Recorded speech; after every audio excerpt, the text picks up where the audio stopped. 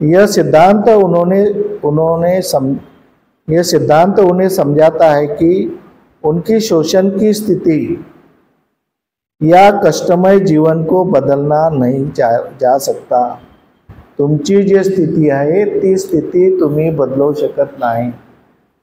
आता जसं गव्हर्नमेंटचा प्लॅन आहे की लोहार जातीचे लोक आहे त्याला लोहार जातीचं प्रशिक्षण घ्या, सुतार जातीचे लोक आहेत त्याला सुतार जातीचं प्रशिक्षण द्या, समाज जातीचा मनुष्य आहे त्याला समाज जातीचं प्रशिक्षण द्या। म्हणजे ते पुन्हा जुने धंदे विश्वकर्मा योजना की पुन्हा त्या जुन्या धंद्यामध्ये गेले पाहिजे। आपली परिस्थिती बदलली हे त्यांना चांगलं नाही वाटत आहे। त्यांना वाटते की हे पूर्वजन्म विसरले का? पूर्वजन्म विसरले? अरे पूर्वजन्माचंच आहे पाप, हे करावंच लागते। अशा प्रकारचा आपल्याला इतके वर्ष आपलं शोषण केलं, क्योंकि जब उनके भाग्य का हिस्सा है तो बदलू नहीं शकत। भाग्यामध्ये लिहिलेलं आहे।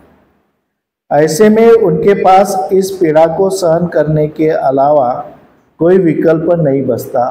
तर अशा प्रकारे तुमच्याजवळ विकल्प नाही ठेवला की हे सहन करावंच लागते, असं भोगावंच लागते। एखाद्याला बिमारी आहे, कुष्ठरोग झाला एखाद्याला, नाही ते मागच्या जन्माचं बिमारी आहे ते कुष्ठरोग होतेच। तो जर दवाखान्यात गेला नसता, त्याने औषधी घेतली नसती, तो दुरुस्त नसता झाला। आज काही बिमार लोक दुरुस्त झाले आणि चांगल्या पदावर गेले। गरिबाचे मुलं खायला मिळत नव्हते, त्यांनी परिवर्तन केलं आपल्यामध्ये, त्यांनी विचार नाही केला की मागच्या जन्माचं फळ आहे म्हणून। आज गरिबाचे मुलं अधिकारी झाले। आपल्या झोपड्या होत्या, आज आपल्याकडे घरं झाले, इमारती झाले। मागच्या जन्माचं फळ नाही ते। या जन्मात आपण परिश्रम केला, त्याग केला, कर्तव्य केलं, कर्म केला, म्हणून ते आपल्याला त्याचं फळ मिळालेलं आहे। यह तर्क मनुष्य की कर्मठता को नकार कर उसकी निष्क्रियता को ढकलता है। अशा प्रकारे तुमच्यामध्ये जे कर्माची भावना पाहिजे की मी कर्म करेल तर मला फळ मिळेल, निश्चितपणे। मनुष्य 1 महिना ड्यूटी करते, महिना भरल्याबरोबर तो म्हणते की माझा पगार दे, मी 1 महिना काम केलं। तो नाही म्हणाल की बा मालकाच्या मनात येईल, मग मागच्या जन्माचं त्याच्या मनामध्ये येईल, मग मला कर्माचा फळ देईल, असं नाही। मी कर्म केलं 1 महिना, माझा कर्माचा फळ दे, अशा प्रकारची भावना निर्माण। बाबासाहेब आंबेडकर स्वयं इसका उदाहरण है। इस विकृत व्याख्या के विपरीत बाबा साहब आंबेडकर ने वर्तमान कर्म, प्रयास और मेहनत की शक्ति पर जोर दिया। मेहनत करा, तुमच्यामध्ये शक्ति निर्माण करा, त्याच्यावर बाबासाहेबांनी जोर दिला। उनका जीवन स्वयं इस सिद्धांत का सशक्त खंडन है। एक सशक्त खंडन। बाबासाहेब आंबेडकरांचं जीवन एक आदर्श आपल्या समोर आहे। बाबासाहेबाचा आदर्श आपल्या समोर आहे। एक अनुसूचित जाति में जन्म लेने के बावजूद उन्होंने अपने असाधारण प्रयासों से, अथक परिश्रम, त्याग और संघर्ष से अपने जन्म आधारित स्थिति में क्रांतिकारी बदलाव लाए और वो संविधान के निर्माता बने। आपल्यामध्ये परिवर्तन आणलं त्यांनी, संविधान के निर्माता बने वो। नाही तर आपली काय स्थिती असते? कोण विचारलं असतं आपल्याला? हॉटेलमध्ये आपल्यासाठी दुसरा कप ठेवत होते, जेवासाठी आपल्याला दुसरा। संविधानाने बदलवलं, कोणी बदलवलं? मागच्या जन्माच्या कर्मानं बदलवलं का? या सगळ्या गोष्टी आपल्याला समजावं लागेल की वे संविधान के निर्माता बने और पूरे विश्व में ज्ञान के प्रतीक के रूप में सम्मानित हुए। बाबासाहेबांनी आपल्या प्रयत्नांनी पूर्ण जगामध्ये, भारतामध्येच नव्हे पूर्ण जगामध्ये ज्ञान के प्रतीक, सिंबल ऑफ नॉलेज बने। यह सब उन्होंने वर्तमान के श्रेष्ठ कर्मों से ही हासिल किया। बाबासाहेबांनी जे काही मिळवलं ते वर्तमान जीवनातील कर्मामुळेच त्यांनी करू शकले। आज सकाळी एखाद्याची पत्नी स्वयंपाक नाही करत तर त्याच्या घरी जेवण भेटेल का? भेटेल? वर्तमान स्थितीमध्ये कर्म करावं लागेल, प्रयास करावा लागेल। कोणीतरी करेल ना, करायला पाहिजे ना कोणीतरी। आज हे सगळं मिळालं कशामुळे? की कर्म केलं आम्ही। मागच्या जन्माचं फळ नाही आहे। एवढं मोठं गार्डन बनवलं, काय होतं इथं? झाडं लावले आहे का नाही? ताईने इथं एवढे मोठे झाडं दिले दान, एवढे मोठा प्रयत्न केला, झाडाला पाणी देणं आहे, हे आहे ते आहे। कर्म केलं तर त्याचं फळ मिळेल। चुपचाप बसल्याने कर्माचं फळ नाही मिळत। प्रयास करो। और यह कर्म सिद्धांत का दावा है कि आप कितना भी परिश्रम करो। जो चुकीचा कर्म सिद्धांत है त्याचा दावा है कि आपकी गरीबी या जाति का कलंक नहीं छूटेगा। तुम्ही किती कर्म करा, जातीचा कलंक आणि तुमच्या गरीबीचा कलंक नहीं छूटेगा, क्योंकि यह सब पूर्व जन्म का फल है। त्यांचं म्हणणं हे सुटू शकत नाही, हे पूर्वजन्माचं फळ आहे। आज भारतामध्ये संविधानाने जर लिहिलं आणि लोकांनी त्याला लागू केलं तर जातीवाद नष्ट व्हायला किती वेळ लागते? एका वर्षामध्ये नष्ट होते। सगळे प्रेमाने मैत्रीने राहिले तर जातीवाद राहू शकत नाही, मित्रत्वाने राहिले तर जातीवाद राहू शकत नाही। परंतु त्यांनी त्या ग्रंथामध्ये लिहिलं आहे की यह पूर्वजन्म का फल है उनका, उनको रहने दो वैसे ही, उनको जो करते वो करने दो।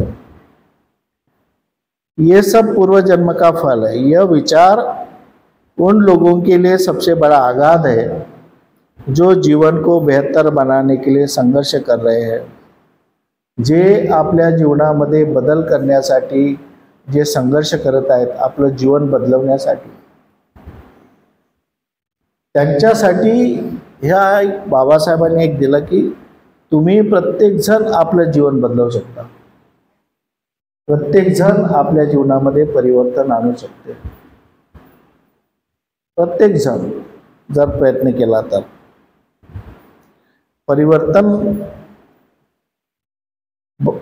परिवर्तन में विश्वास रखते हैं तो अपने जीवन को बेहतर बनाने के लिए संघर्ष कर रहे हैं। आंबेडकर ने स्पष्ट किया कि व्यक्ति की स्थिति हमेशा परिवर्तित होती रहती है। माणसाची परिस्थिती नेहमी बदलत असते, सारखी राहत नाही। आपण तरुण होतो, त्यानंतर म्हातारे झालो, म्हातारे झाल्यानंतर त्याच्यात बिमारी आल्या, कोणाला कोणती बिमारी। तर जीवनामध्ये परिवर्तन होत असते।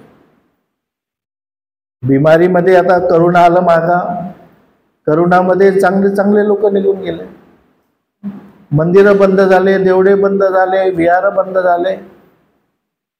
करोनामध्ये कोणी धावून नाही आला, कोणती गाथा धावून नाही आली आणि कोणता देव धावून नाही आला, ना कोणता ईश्वर धावून नाही आला, परमेश्वर नाही आला, ना कोणता हनुमान नाही आला, ना शंकरजी आला, कोणी नाही आला। पूर्ण जगाला हलवून टाकलं करोनाने, पूर्ण जगाला। एका बिमारीनं जगाला हलवलं आणि जो पूर्ण जन्माचा जो भाग आहे तो सगळा खतम। सगळेच मेले। रेल्वेमध्ये ॲक्सिडेंट होते, कोणाच्या कर्मात काय लिहिलं माहीत आहे का? सगळेच मरते ना, ॲक्सिडेंट झालं जेवढे त्या डब्यामध्ये बसले सगळेच मरते। मग कोणाच्या राशीत काय लिहिलं असते, कोणाच्या भाग्यात काय लिहिलं असते, कोणाच्या हातात काय लिहिलं असते, हे काय सगळं कोणी पाहत बसते का? ॲक्सिडेंट झाला सब खतम। अशा प्रकारचं जे आहे ते हम अपने आचरण विचारों या प्रयासों से कोई भी व्यक्ति अपनी स्थिति को बदल सकता है। तुमच्या आचरणाने तुमच्या विचाराने तुम्ही स्वतःला बदलू शकता। आताय मनामध्ये निग्रह करा, आता मनामध्ये विचार करा की आम्ही बदलू शकतो, आमच्यामध्ये परिवर्तन होऊ शकते, आम्ही शेवटच्या क्षणापर्यंत बदलू शकतो। तुम्हाला ते तथागत बुद्धाची माहित असेल गोष्ट की शेवटच्या क्षणी मध्ये मला बुद्धाकडून दीक्षा घ्यायची आहे आणि शेवटी त्यांनी घेतली दीक्षा, बदलला, मला भिक्षू बनायचं आहे आणि बुद्धाकडूनच दीक्षा घ्यायची आहे। तर मनुष्य केव्हाही बदलू शकते, शेवटच्या क्षणी बदलू शकते। देवदत्त शेवटच्या क्षणी बदलला। देवदत्तच्या मनामध्ये इतके वर्ष पाप केलं त्यांनी, बुद्धाला मारण्याचा प्रयत्न केला, शेवटी त्याचं मन बदललं, नाही म्हणे आता बुद्धाचं दर्शन घेतलं पाहिजे, पण त्याला दर्शन भेटलं नाही। तर अशा प्रकारे मनुष्य बदलू शकते। आंबेडकर का सच्चा कर्म दर्शन। बाबा साहब ने पूर्व जन्म के आधार पर गढ़े गए भ्रामक कर्म सिद्धांत को पूरी तरह से अस्वीकार करके आह्वान किया, क्योंकि ये समाज के लिए अत्यंत हानिकारक है, समाजासाठी अत्यंत हानिकारक आहे। म्हणून बाबासाहेब आंबेडकरांनी ज्या पूर्वजन्माचा जो सिद्धांत आहे तो चुकीचा सिद्धांत आहे, त्याला भ्रामक कर्म सिद्धांत है। उनका सच्चा कर्मदर्शन वैज्ञानिक और तार्किक था। बाबा साहेबांनी कर्म सिद्धांत जो आहे तो तार्किक आणि वैज्ञानिक आहे, सिद्धांतक आहे। तो आपके वर्तमान कार्य ही आपकी वर्तमान और भविष्य के परिस्थिति को निर्धारित करते हैं। जे काय करायचं आहे ते वर्तमान काळामध्येच करा, तेव्हा तुमचा वर्तमान काळ आणि भविष्य काळ चांगला जाईल। हा काळ तुमचा वर्तमान काळ गेला की वर्तमान काळही तुमचा वाया जाईल आणि भविष्य काळही वाया जाईल। म्हणून अपने वर्तमान कार्य को ही वर्तमान और भविष्य की परिस्थिति को निर्धारित करते हैं। आपके प्रयासों का परिणाम वर्तमान में ही मिलता है। याच वेळेस याच जन्मात आपल्याला कर्माचं फळ मिळते। आता काही लोक कर्माचा विपाक म्हणतात। कर्माचा विपाक म्हणजे मी कर्म केलं त्याचं फळ, मी शेती घेऊन ठेवली त्याची शेती मुलाला मिळू शकते, मी घर बनवून ठेवलं त्या घरामध्ये दुसरे राहू शकते।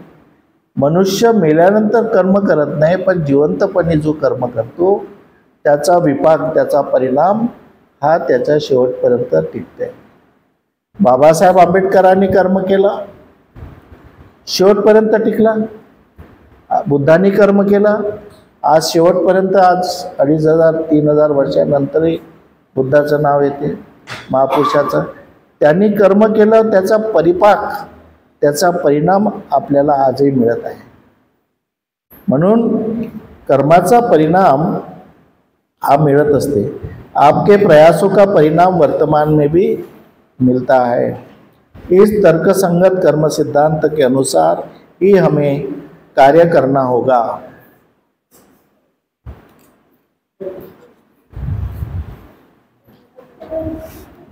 कोई हमें भ्रमित न कर सके।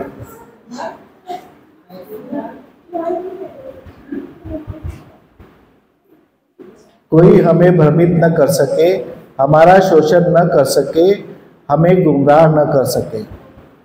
सतर्कता और आंबेडकरवादी मार्ग की पुकार। हमें सदैव सतर्क रहना चाहिए।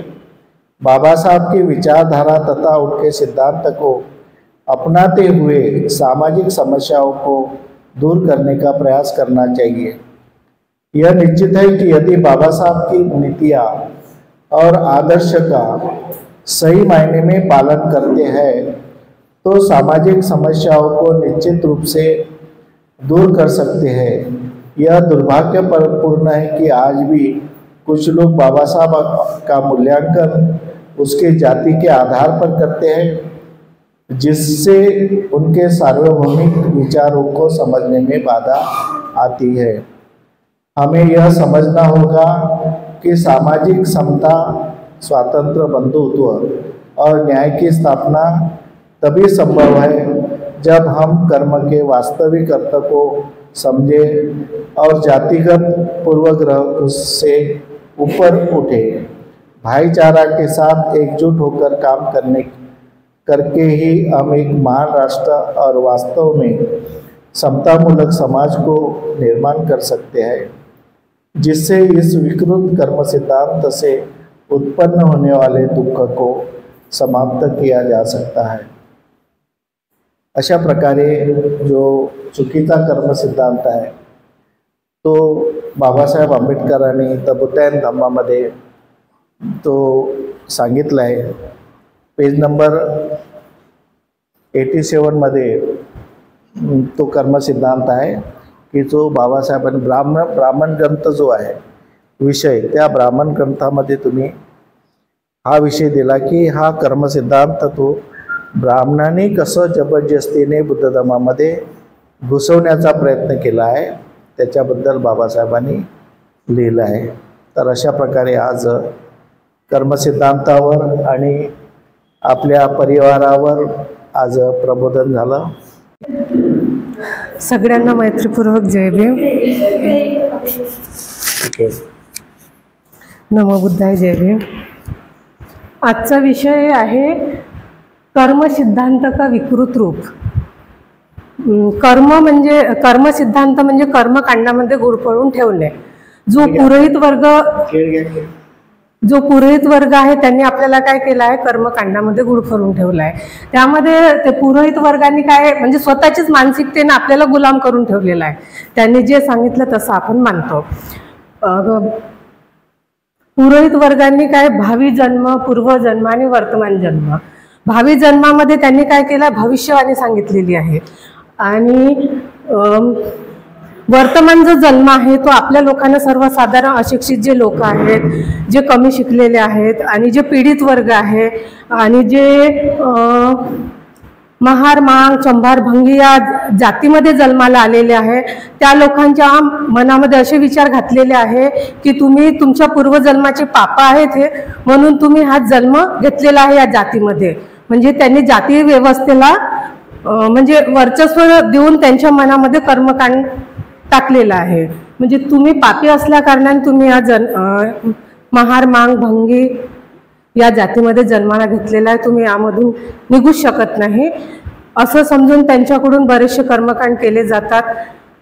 यावर बाबासाहेबांनी म्हटलेलं आहे की हे विकृत मानसिकता आहे, यामधून आपण बाहेर पडू नये म्हणून हे पुरोहित वर्गाने आपल्यावर थोपलेलं वर्चस्व आहे ते नष्ट करण्यासाठी शिक्षित होऊन वैज्ञानिक दृष्टीने, तर्कशील दृष्टीने विचार करून यामधून आपल्याला निघता येतं। पूर्वजन्म आपल्याला कोणी म्हणजे पूर्वी काय होते कोणालाच माहित नाहीये, पण ते आपल्यावर असं बिंबवतात की पूर्वजन्मात तुम्ही पाप केले म्हणून तुम्ही आहे, मग ब्राह्मणच राहणार का, आपण खालच्या जातीत जन्मतो आपण खालीच राहणार का, असं नाहीये। तर आपल्याला वर्तमान स्थिती ही बदलवता येत असते, ते आपल्या कर्मावर आहे। आपण चांगले कर्म केले तर आपली स्थिती निश्चितच बदलेल आणि परिवर्तन हा निसर्गाचा नियम आहे आणि परिवर्तन हा प्रत्येक वेळी होत असते, वेळ लागते पण होत असते। जय भीम। आजचा विषय कर्म सिद्धांत का विकृत रूप। कर्म सिद्धांत, कर्म आपल्याला आपले कर्म कसे असायला पाहिजे पहिलं हे आहे। आपल्याला जे बाबासाहेबांनी आता भावी जन्म भविष्यवाणी जन्म, हे भावी जन्म जसं बाबासाहेब म्हणतात की ब्राह्मणांनी पूर्वी काळी जे आपल्या जातीचं पाया रचलं आहे इतका मजबूत रचला आहे त्यांनी की ती तुम्ही आता आपण कितीही, जसं आपल्याकडे झोपडी होती, आपण बंगला बांधलो, शिक्षित झालो, आपले मुलं खूप मोठ्या पदावर आहेत, कलेक्टर पर्यंत आहेत, सगळे आहेत. आता वर्चस्व वकील पण आहेत, हायकोर्टात जज पण आहेत, सगळं काही आहे. पण तुमचं म्हणजे जे महार आहे, जात आहे ते चिकटलेली, ते तुमची जात म्हणजे जावंच नाही, हे पक्के म्हणजे लिहून ठेवलेले आहे त्यांनी. इतका मजबूत त्यांनी पाया केलेला आहे. तर मग हा तुम्हाला पाया म्हणजे आता तुम्हाला बदलवायचं आहे. सगळं काही तुमच्याजवळ आता आहे आताच्या परिस्थितीत, पण तुमची जात तर नाही गेली आहे ना, जात तर चिकटूनच राहिली आहे. मग याच्यासाठी तुम्ही काय करा, जे भगवान बुद्धांना आपल्याला धम्म दिले होते, आपल्याला धम्माच्या मार्गाने जायला सांगितले होते, पण आपण ते सर्व विसरून गेले आहोत. बाबासाहेबांनी त्याच्यासाठी आपल्याला धम्म दिले. तुमची जात आपण बुद्ध तर लिहिलो असतो, नवबुद्ध तर लिहिलो असतो. आपण आता गरीब होतो, आपल्याला सवलती दिला आणि पुढे आणला आपल्याला सवलती देऊन, आणि आपण पुढे झालो, मोठे झालो. आता सवलतीच्याच भरोशावर, पण आपण का म्हणतो की आपल्याला जर आपण महार नाही लिहिलो तर आपली जी सवलत आहे ती मिळणार नाही. जे कमी अल्पसंख्याक आहेत बुद्ध त्यांना मिळते. पण आता जर आपण सर्व बुद्ध लिहिलो पण आपण धम्माच्याच मार्गाने नाही जात तर बुद्ध कसे होणार आहोत? बिल्डिंगा झाल्या, सगळं काही झालं, पण आपला मुलगा धम्माच्या मार्गाने जाते का?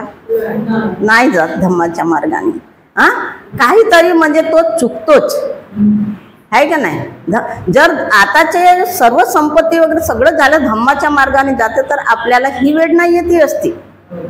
ब्राह्मण आपल्यावर वर्चस्व कधीच करू शकले नसते. बाबासाहेबांनी तेच सांगितले होते आपल्याला की आपण धम्माच्या मार्गाने जावं, म्हणून आपल्याला बुद्ध धम्म दिले आणि ते निघून गेले. पण आपण शिकून आपण शेवटी जे महार होतो तेच महाराकडे चाललो आपण. आता हे आपल्याला जात कशी चिकटली आहे? पूर्वजन्मीचा ब्राह्मणाने लिहिलं आहे की पूर्वजन्मीचे फळ तुम्ही पाप केले. ते सगळे काही जर केले ना तर तुम्हीच केले पाप, म्हणून तुम्हाला जात चिकटली आहे. म्हणूनच तर आता पूर्वजन्म झाला, आता भावी जन्मीचे काय? भावी जन्म आपल्याला आता चांगले झालं नाही का, तरी पण तेच आहे. मग आता आपल्याला आणि वर्तमान जन्मातही तेच राहणार आहोत आपण, कारण की आपण जे बाबासाहेबांनी जे पंचशील दिले आहे भगवान बुद्धांनी, ते आपण पंचशिलेचे आचरणात आणतच नाही. मेन म्हणजे आचरणात आणत नाही. त्याच्यामुळे आपण दुसऱ्याही जन्मामध्ये ना, भावी जन्मामध्ये आपण महारच राहणार आहोत. आपले पोरं महाराज आहेत, आता त्यांना झालेले महारच लिहिले आहेत ना. कुठे बुद्ध लिहितील पण ते महारच असतील. आणि जसे आता पहिल्यांदा सांगितले आपला म्हणजे काय आहे परिवार. आपला परिवार कसा असायला पाहिजे? आता परिवार आहे, आपण 5 लोक आहेत. आपले पहिल्यांदा 5 लोक होते परिवारामध्ये, जसे आई वडील 3 भाऊ. आता बहीण झाली, एक काळी राहते, एक गोरी राहते, एक कशी राहते. पण आईचे विचार कसे राहतात? जी आई आहे, वडील आहेत, ते नाही का मुलांना सर्व समानतेनं वागवायला पाहिजे. तर आपल्यात ती पण नाही आहे. ती काळी आहे, काळे बोलतात. आता तिला मग तिच्या मनामध्ये वेगळं निर्माण होईल ना, आहे का नाही? आहे. मग आता भुरेले भुरे म्हणतात, तिच्याही पण भावना दुखवतात. मोठीला मोठी म्हणतात, आणि मुलगा असला त्याला वेगळ्या नजरेतून बघतात. तर हे मग ते त्याच्यात एक दुराभाव निर्माण होतो त्याच्यामध्ये. मग आई वडिलांनी मुलांना एकसारखं शिक्षण द्यायला पाहिजे, एका शाळेत टाकायला पाहिजे. ते एकामेकाला मारत असतील तर आई वडील त्यांना समजावून सांगायला पाहिजे. त्यांनी पंचशिलेचे पालन करायला पाहिजे आई वडील, तेव्हा मुलं पण करतील. घरी करायला पाहिजे. काय संस्कार हे नावाची चीज आहे खरी. ब्राह्मणात असतात, ब्राह्मणात सांगतात. काही ओबीसी लोक सुद्धा आहेत. आपल्याला 4 भाऊ आहेत तर आपल्या इस्टेसीसाठी वडिलांनी 5 एकर जमीन करून ठेवले, तर त्याच्यासाठी पण ते भांडतात की बहीण आहे तर बहिणीला नाही पाहिजे, ती दुसऱ्याच्या घरची आहे. चला आपण भाऊच्या बहिणीला वेगळंच करून टाकलो, आहे का नाही? आहे का नाही? आपण वेगळंच करून टाकलो ना तिला. आम्ही भाऊच घेऊ, तिला कशाला पाहिजे? 1 वर्षाची 1 जोडी घेतलो का झाला. मग ती पराई येते, सून येते. मग ती का म्हणते की कशाला चोडी बांगडी घ्यायचं, वर्षाची साडी घ्यायचं. गेल्याच तर दिवाळीत घेतलं होतं, आता कशाला पाहिजे? आता अशाने परिवार तुटतो, परिवार अशाने तुटतो आपला, आहे का नाही? त्याच्यासाठी बाबासाहेबांनी जे पंचशिलेचे मार्ग आहेत, अष्टांग मार्ग आहेत, अष्टांग तर नाहीच करू आपण, पण पंचशिला तरी कमीत कमी पाळणं हे आपले कर्तव्य आहे. आणि तुम्ही पाळा, सर्व पाळू. विचार करू आजपासून तरी कमीत कमी. रक्षाबंधनाचा दिवस आहे, पौर्णिमेचा दिवस आहे म्हणते, हे तरी प्रयत्न करू. आणि जो धमा आहे दिलेला तो डोक्यात धरू. एवढं बोलून मी म्हणते